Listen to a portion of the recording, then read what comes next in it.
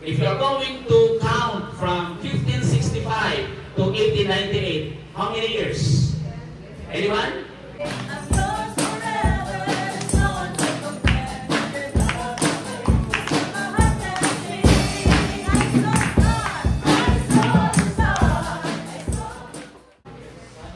Edric, how many years?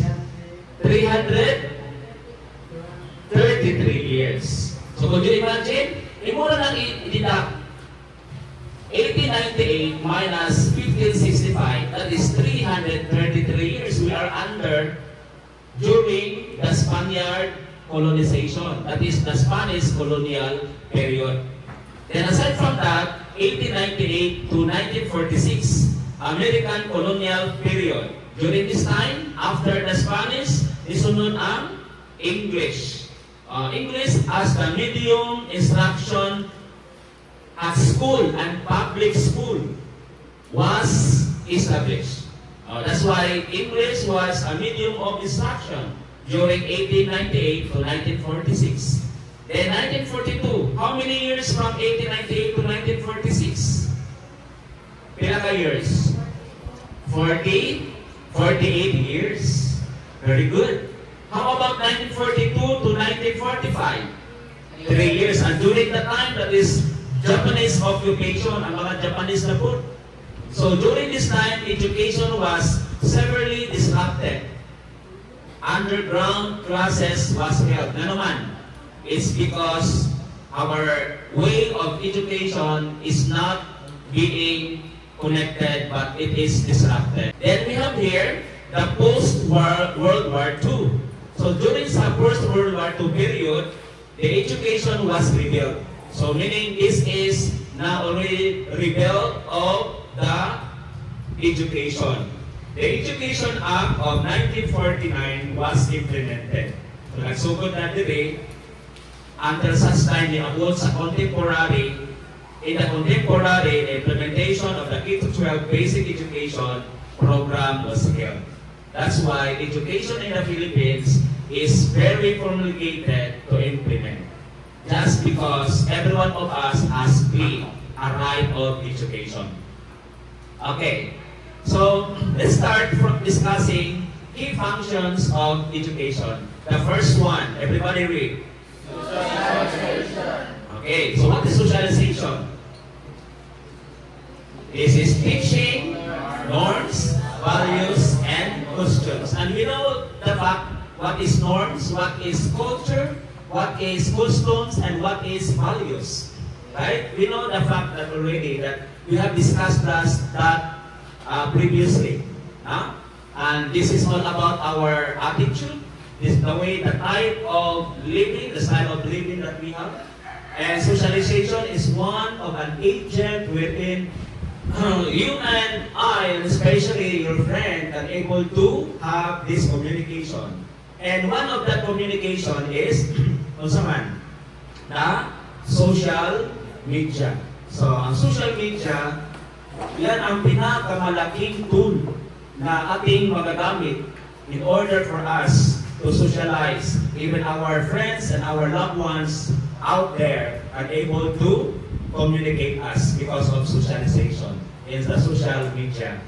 Then aside from that, we have number 2, we have here integration. So this is one, the second function, the key functions of education. Why is it so? Because this is bringing diverse group together. So meaning, another thing that the interaction, it is being integrated. I-group ang mga people into diverse one, into different attitude, different races, different belief. That is integration. Okay? Because no one is an island, no one stands alone. So we are in group. And the third one, we have here cultural transmission. So in sa cultural transmission, this is passing down knowledge and tradition. Wherein we are going to pass, we are going to teach our young ones, our generation for today, for the generation of tomorrow. So we have here Transmission refers to the idea that culture is passed. Take note, everybody say pass. From one generation to the next generation through means as a language and right education and religion.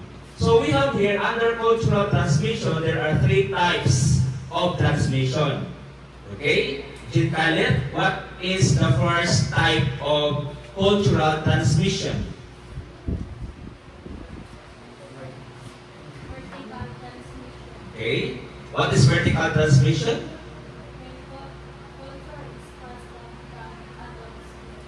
Okay, when culture pass down from adult to children. So there is a transmission and that is called vertical transmission.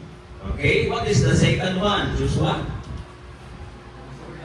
And what is horizontal transmission?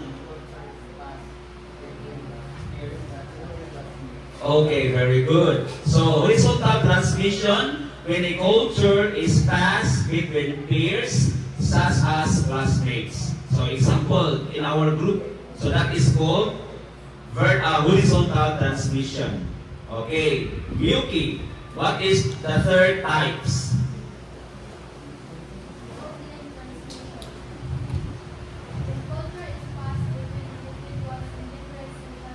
Okay, when culture is passed between individuals in different social circles. And there are forms of transmission. The first one is direct transmission. The second is indirect transmission. The third one is observation. And of course, the last one is imitation. So we can see the progress because of the cultural transmission as one of the key functions of education. The fourth one, okay, the fourth one, Jameson, what is the fourth one? Key functions of education. Okay, and what is skill development? Okay, everybody say equipping. Equipping. Louder, equipping. Equipping. Okay, equipping to whom? Okay, equipping individuals with what? Again, with? Okay, necessary skills for the workforce. Can you give an example of this? Can you give an example of this? The necessary skills for the workforce. Huh? Okay, you will be enhance your skill in drawing, so that this will be used in your future workplace. What else? Aside from a skill of drawing, critical thinking, wherein you are going to solve your own problem, wherein you are going to adapt and how to give solution every problem. You are going to think beyond the box, and that is critical thinking. That is one of the problem solving when it comes to the skills and necessary for the workforce. Okay, the fifth one, we have social control. Laika, what is social control? Social. Not social. Social. Yes, okay. That's it. Instilling. Authority. Not authority. Authority. Okay, very good. Okay. So that is meaning in the society there is someone to control, to give us discipline. And who are they? Teacher. Very good. Who else? Parents. What else? Government. Okay. And not sa authority. Right? Because of the deviance, because of the crime, and because of the social control, how about the peers will get kanang mag-rival sila.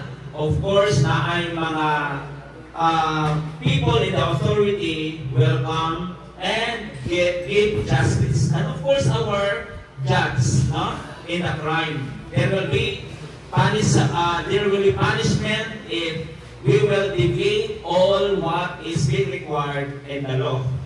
Okay? Alright, very good. So let us go back to the 5 functions of education. What are they? Number 1? Number 2? Number 3? Number 4? And number 5? Okay, very good. And you know, class, this education is very vital to you and to all of us. Yeah?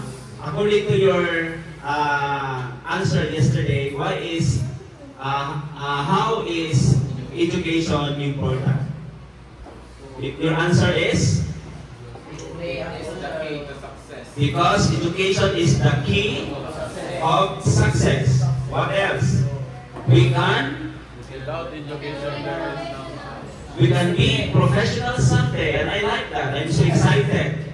I'm so excited, especially this coming Friday, we will be wearing our different costumes of different career, right? Because we will be having our career guidance. So that's very important. Aiming our career to pursue after we graduated in college, di ba? Okay. So we have here class. If you still remember in your ESP subject in grade 10 and module 8, di ba? This is according to ang gampanin ng social media sa paglinang ng kaalaman at ang kamulatan ng tao sa pagpapasaya o papasiya patungo sa kaliwanagan at katotohanan. Kaliwanagan at katotohanan. Bakit nasabi ito sa ating previous na aralin sa ESP 10? Bakit importante na mayroon tayong kaliwanagan at katotohanan? Bakit? Sa pagpatuloy, according to their explanation, sa ika-4 na ang social media, ang gaganapin sa social media sa paglinang ng kaalaman at kamulatan sa tao sa pagpapasiya patungo sa kaliwanagan at katotohanan. Okay? Samantalang, mayroon isa dito sa nabibilang ang social media. Can you give an example of social media? Facebook, Messenger, Twitter, YouTube, Instagram, and mail. That's one thing. And isa ito sa pinakamahalaga at pinakapangyarihan sa social media. At bawat isa, mayroong tinatawag na minimum age restriction upang magkaroon ng sariling account tulad sa Facebook, Twitter, Instagram, Pinterest, Tumblr, Kik, at Snapchat. Sa edad na ilang taon? 13. Pero alam ninyo, maraming mga Pilipino ngayon, mayroon na silang account sa halip na mayroong restricted na age na 13. Kung hindi ka 13 years old, hindi ka pwede maka-account kay requirement man na ni Facebook sa YouTube po.